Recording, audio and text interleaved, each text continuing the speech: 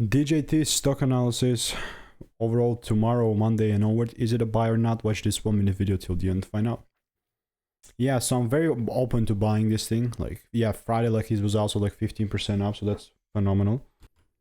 And obviously, I'm open to buying it, but like, look, all I'm kind of waiting for is like a decent double break. It finally just kind of gave me something, at least some bullishness, but all I would really need to see from the upcoming kind of opening on Monday, I mean, I would love to see like a second break above 33 bucks, of course.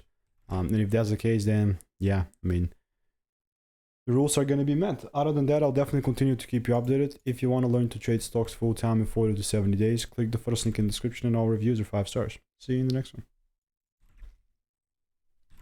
Wait. Let me actually see if I have anything DJT here. Not really. Yeah, ultimately we'll come back down to this, like,